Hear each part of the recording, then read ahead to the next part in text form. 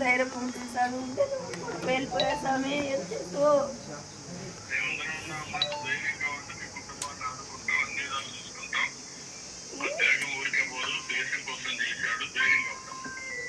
ధైర్యం ఉంటుంది స్వామి. సార్ చెప్పాను సార్, అన్ని విధాలుగా ఉంటామని చెప్పాను సార్. వాళ్ళ ఫాదర్ మాట్లాడారు. వాళ్ళ ఫాదర్ సార్ నమస్తే సార్.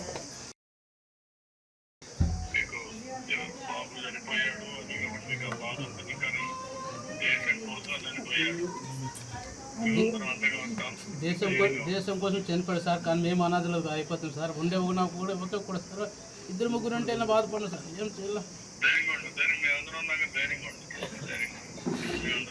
సరే సార్ సరే సరే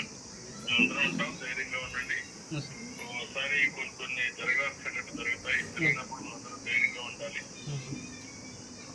దేవుడు మీతో ఉంటాడు. ధైర్యంగా ఉండి మేము అందరం మీతో ఉంటాం.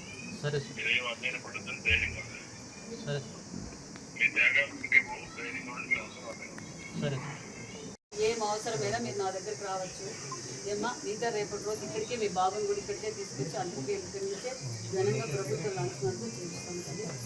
అమ్మా మేము ఎప్పుడు నీ వెంటే ఉంటాం.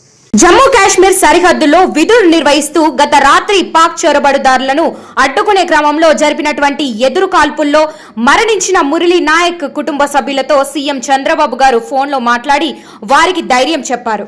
రాష్ట్ర బీసీ సంక్షేమ శాఖ మంత్రి సవిత గారు మురళీ నాయక్ ఇంటికి వెళ్లి జవాన్ తల్లిదండ్రులకు 5 లక్షల చెక్కును అందజేశారు.